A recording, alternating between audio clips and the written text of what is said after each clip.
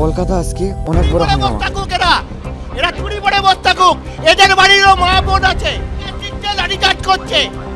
আর্যিকর ঘটনাটা নিয়ে একটা মিছিল তৈরি হয়, সেখানে মিছিল তো আর হয় না, সেখানে রক্তপাত হয়। সেখানে নবান্ন একটা মিছিল হওয়ার কথা ছিল, কিন্তু মিছিলটা আর হয় না। সেখানে আর্যিকর ঘটনাটা নিয়ে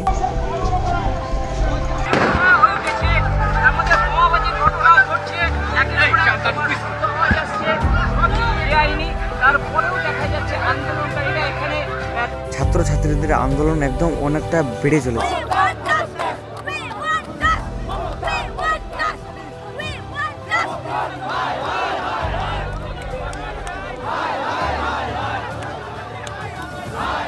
কিন্তু পুলিশ চেষ্টা করে জিনিসটাকে নিয়ন্ত্রণ আনতে, কিন্তু নিয়ন্ত্রণ আনতে পারে না। সেখানে ব্যারিকেড ভেঙে ঢুকে যাওয়া হয়।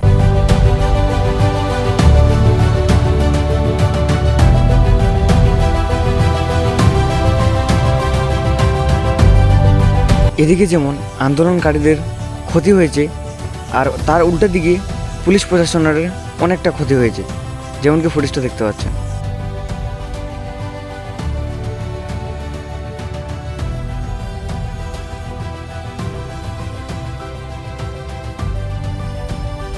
আমরা হাওড়ার ছবি দেখতে পাচ্ছি, সেখানে অনেকটা ফাইট চলতেছে, আর সব দিকে খেলে হাহাকার উঠে গেছে।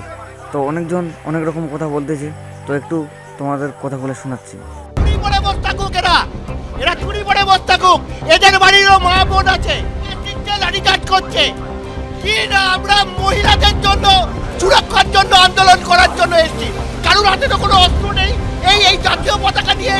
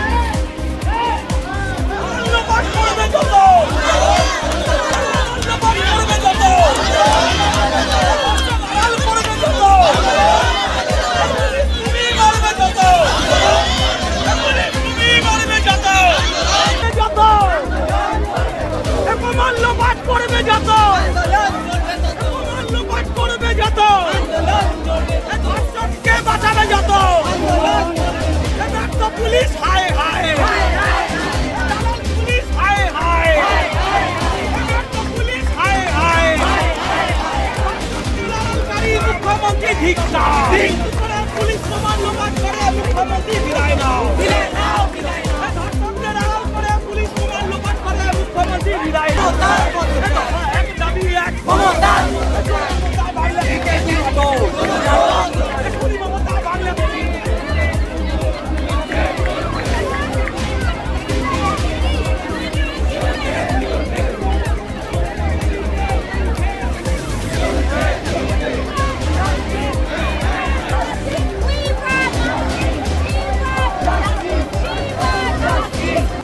তারপরে ঘটনাটা যখন নিয়ন্ত্রণে আসে না, তখনকার দমকল নিয়ে আসা হয়, তারপরে জল দেওয়া হয়। তো দেখতে পাচ্ছেন অনেক পানির স্পিড, জলের স্পিড, কিন্তু তাও কিন্তু মানতেছে না। মানে আন্দোলন সেই আন্দোলন, তো একটা অন্যরকম বিষয়।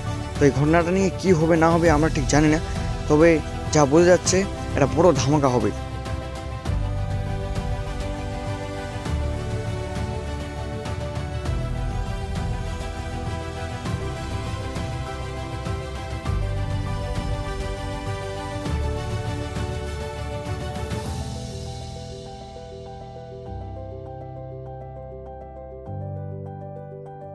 সেখানে গ্যাস বোম ছোড়া হয়, এমনকি দেখতে পাচ্ছেন অনেক কিছু লাঠিচার্জ করা হয়, কিন্তু কিছুতে কাজ হচ্ছে না।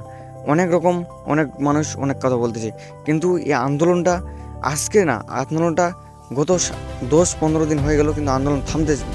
তো একটা অন্যরকম বিষয়। তো মমতা আসেনি আজকে কিন্তু মিছিল হওয়ার কথা ছিল, তো মমতা আসেনি।